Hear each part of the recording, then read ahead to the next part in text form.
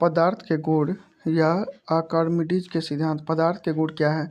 यह सिद्धांत बताता है कि तरल में डूबी वस्तु को ऊपर की ओर बस मिलता है जो विस्थापित तरल के वजन के बराबर होता है। दूसरा, आर्किमिडीज का सिद्धांत कब प्रस्तुत किया गया था? इसे लगभग 250 ईसा पूर्व में प्रस्तुत किया गया था।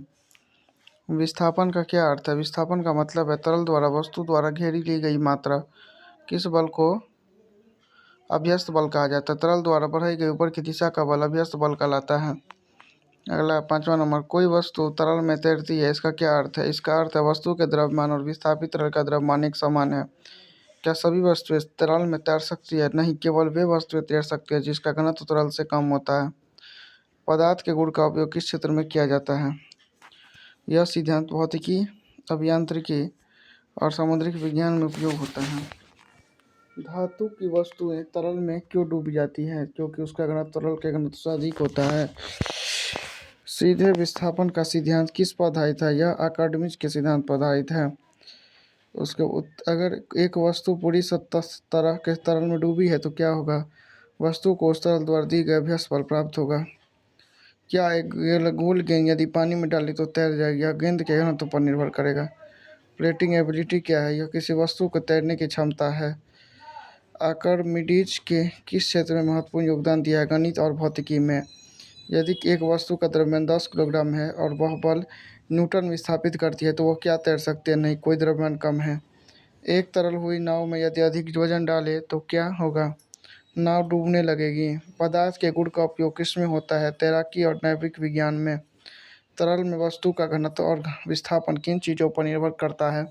वस्तु के आकार और तरल के घनत्व पर।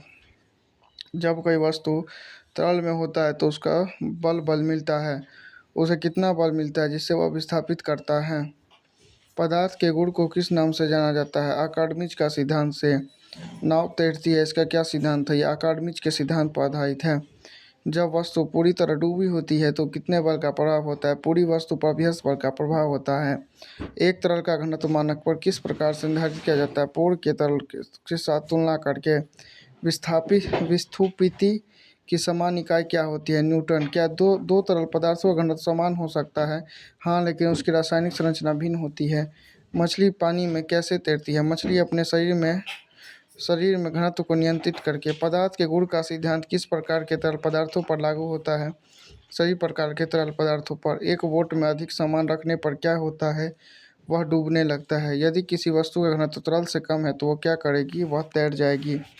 अभ्यस्त बल की दिशा क्या होती है? यह हमेशा ऊपर की दिशा में होती है। एक पानी के घड़े में बर्फ का टुकड़ा तैरता है, इसका क्या कारण है? बर्फ का घनत्व पानी से कम होता है। हवा में तैरने की क्षमता किसके निर्धारित होती है? वस्तु के वजन और आकार पर। एक वस्तु 4 भागों में बटी हो तो क्या होगा? चारों भाग एक दूसरे के स्वतंत्र रूप में तैरेंगे। तैरने वाली वस्तु का संतुलन कैसे बनाए रखा जाता है? उचित वजन और आकार के द्वारा। किसी भारी वस्तु को पानी में डालने पर क्या उसे तैरने का मौका मिलेगा? अगर उसका घनत्व पानी से अधिक है तो नहीं।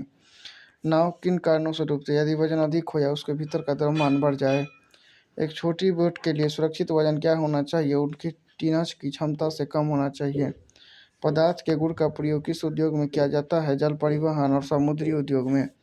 क्या पानी का घनत्व उसके तापमान पर निर्भर करता है? हाँ, पानी का घनत्व उसके तापमान पर निर्भर करता है। क्या जल में तैरने वाली वस्तु पानी को विस्थापित करती है? हाँ, जल में तैरने वाली वस्तु पानी को विस्थापित करती है। आर्किमिडीज के सिद्धांत का दायरा क्या है? यह सिद्धांत सभी तरल पदार्थों और गैसों पर लागू होता है। जब कोई वस्तु तरल में डूबती है तो उसके वजन में क्या परिवर्तन होता है? उसका प्रभावी वजन में कमी आ जाती है। पदार्थ के गुण को किस समीकरण द्वारा व्यक्त किया जा सकता है? F=P×G/V, जहाँ F अभ्यस्त बल है। क्या गर्म पानी का घनत्व ठंडे पानी से अधिक होता है? नहीं, गर्म पानी का घनत्व ठंडे पानी से कम होता है। क्या तरल की गहराई के बढ़ने पर अभ्यस्त बल में परिवर्तन होता है? नहीं, अभ्यस्त बल केवल विस्थापित तरल की मात्रा पर निर्भर करता है। पदार्थ के गुण का प्रयोग कैसे? ऐसे कौन से वास्तविक जीवन में उदाहरण है? तैरने वाले जहाज, सबमरीन और तैराकी में। क्या एक खाली बोतल पानी में तैर सकती है? हाँ, अगर वह पूरी तरह से भरी नहीं हो तो तैर सकती है। एक गैस को तैरने की क्षमता का क्या निर्धारण करता है? एक गैस का घनत्व और उसके आकार। हेलीकॉप्टर में रोटर की भूमिका क्या होती है? यह वायु में तैरने के लिए अभ्यस्त बल को उत्पन्न करता है। विभिन्न तरल पदार्थों को तैरने की शक्ति कैसे निर्धारित की जाती है? उनके घनत्व और संरचना के आधार पर। क्या आर्किमिडीज का सिद्धांत विज्ञान के हर क्षेत्र में लागू होता है? नहीं, यह मुख्य रूप से तरल यांत्रिकी से संबंधित है।